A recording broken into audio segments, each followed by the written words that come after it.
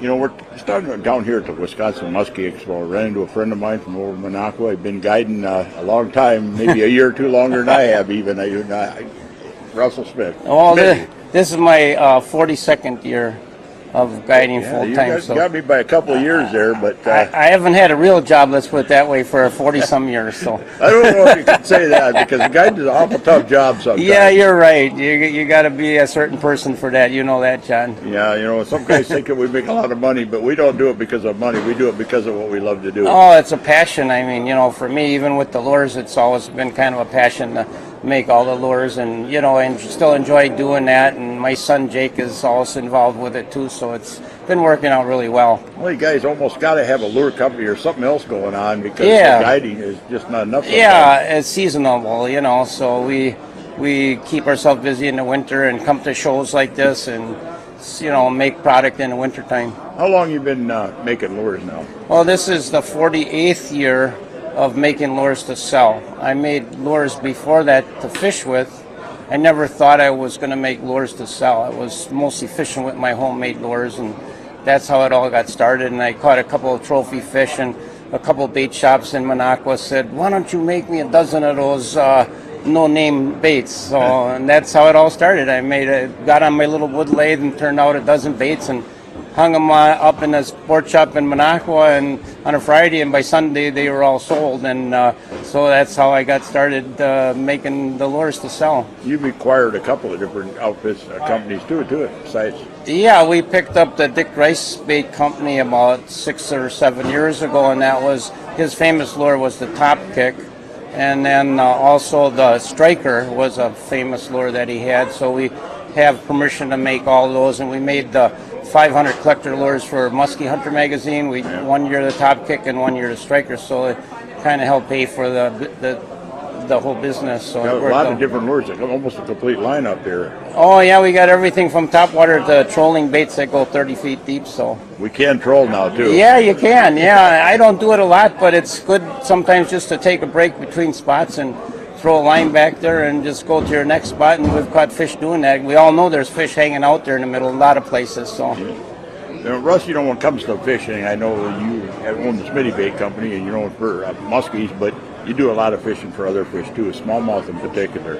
Oh yeah, like right now it's an explosion of trophy smallmouth bass, like in Oneida and Vilas County, and in your area too, I'm sure, John. All over the north, it seems like. The smallmouth bass fishing is world class. I mean, you can catch trophy fish all the time, and if you want to talk about a fighter, that's a real fighter with light tackle. It's really a ball. We're seeing more and more people actually wanting to go fishing for smallmouth though too now. Oh yeah, there's some of my musky anglers that I fish with in spring and fall. In the summertime, they'll book me for just strictly smallmouth fishing, and that's a really good time to catch them. You have to fish a little deeper, but I mean, that's when we've caught some of our biggest ones. Actually, has been in the summertime.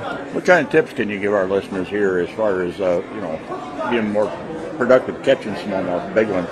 Well, we do all different things now. There's so many different plastics out there, and also we're catching some on plastic. And then in the spring, I fish shallower at some of my little wooden crankbaits that we make, you know, and throw them in towards the rocky shorelines. Always look for rocks, and you know that yourself, that the smallmouth love rocks, and you could be on a big lake in Hayward or in Minocqua and just fish some of the rock piles, and you're going to catch smallmouth. They're there.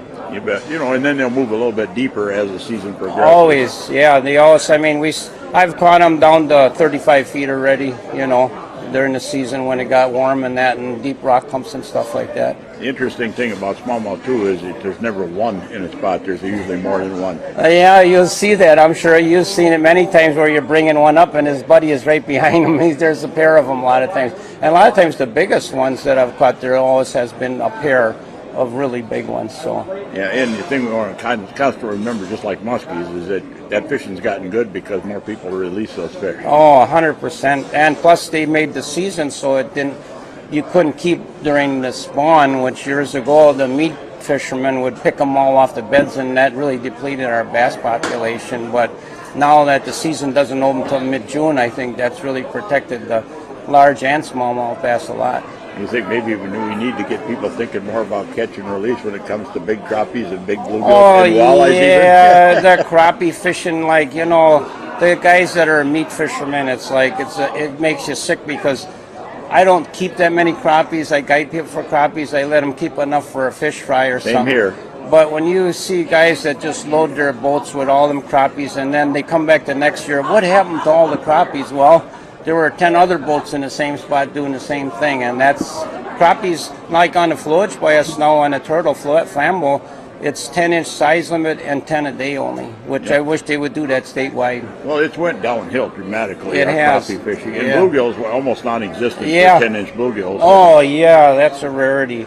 I mean, there's a couple little pothole lakes that you have to have an old beat-up truck and four-wheel drive to get to because you don't want to take your good truck down some of those roads that last year we did actually catch some 10-inch bluegills in some of these little pothole lakes, but we didn't keep the big ones either. It's like, you know, you could ruin a little lake like that real easy. Well, that's what Minnesota come up with. They found out that the big bluegills are the males that dictate the whole hierarchy of the lake, and when you remove those, the females nest with the little small males, and you wind up with a whole bunch of little bitty bluegills. And, you know, if you take the big ones out, if we're going to harvest crappies and bluegills, I tell people 8-9-inch crappies are plenty good enough. 10 maybe at the biggest, but you know, if you're catching a lot of 10s and 12s, that's fine. But you know, when it comes to bluegills, especially 8 and 9-inch fish, throw the big ones back. Oh, definitely, and I go along with that 100% because that's what we have to do if we want to still have good bluegill fishing.